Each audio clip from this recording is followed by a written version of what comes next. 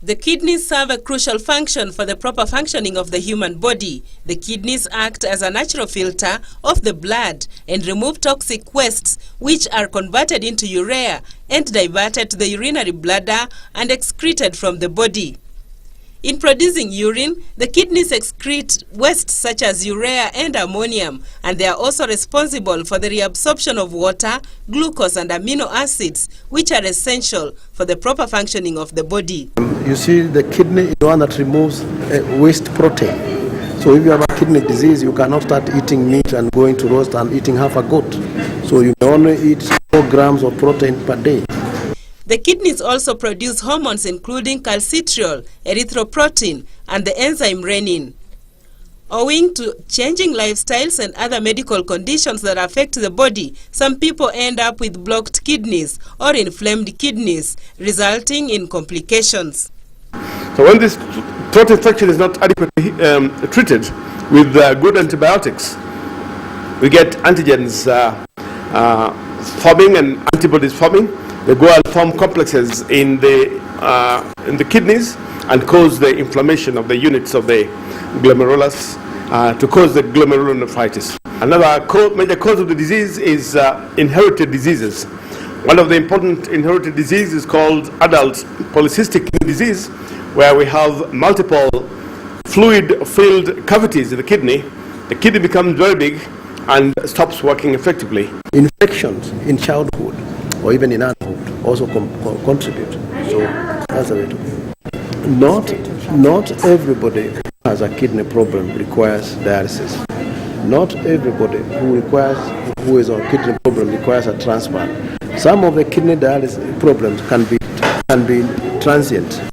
So, when 64 years old Gabriel Marembi Njiru visited Thogoto Mission Hospital in September 2011 on the advice of his physician, all he knew was that he was ailing from some disease other than the inflammation of a most crucial organ in his body, the kidneys. Shauri ya hii ugonjwa ya figo imenisumbua kutoka 2011 September mpaka wa leo, na nimekuwa kwa dialysis kwa hiyo zaidi ya mwaka moja, na ndugu yangu huyo tuko naye hapa akakubali kunipatia figo. The roller coaster events in his life began checking in and out of hospitals for dialysis. Najua niambiwa ati nitakaa naye maisha yangu. Sasa tukaona nyumbani itatuumiza. Sababu sasa kwenda dialysis mara 2 kwa wiki ni pesa mingi sana.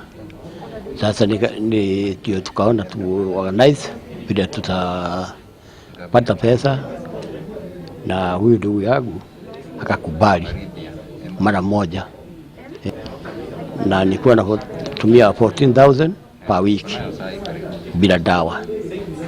Alafu kiongeza kwa dawa ndio alikuwa ananipisha shilingi 7,500 kwa dawa. But before long, his finances ran out, and although his daughter was the ever-present helper, raising funds to finance his hospital visits, even her efforts came to bear and had to embark on fundraising to continue the dialysis. Mbeleni watoto wangu walikuwa wanajitolea. Baadaye ndio tukaona tufanye harambee. Tukafanya harambee ya kwanza tukapata 700,000. Ya pili 500,000. Lakini zote tukamalizwa na dialysis. The apathy of the contributors became apparent, and on the advice of his doctors, the family decided that a kidney transplant was the only viable option. We have received this patient here in theater. We have confirmed he's the one to receive the kidney from the donor. He has 4 units of blood.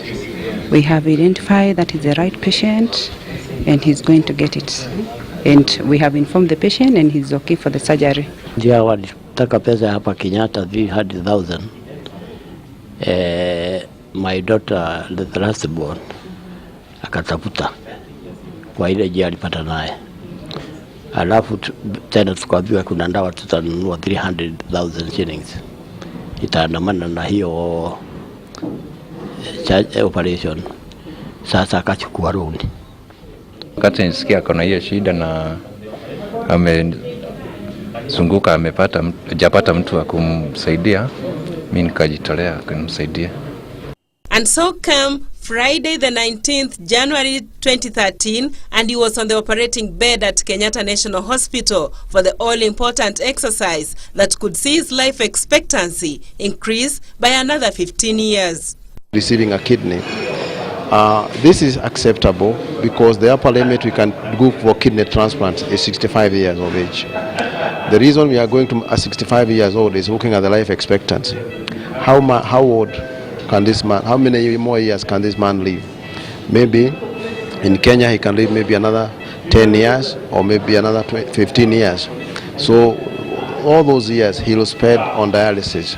So it was good for him to spend his years, the remaining years, with a kidney that is working other than with the dialysis. But even then, it is never so easy, since kidneys can only be donated by relatives, as the law in Kenya does not allow kidneys to be provided by non-relatives. Marembi's younger brother, James Mbugwa Njiru, 49, had to come in handy. It is these life-saving operations that could see more Kenyans walking the streets with kidney complications get their lives back. Judith Akolo, the News at 1.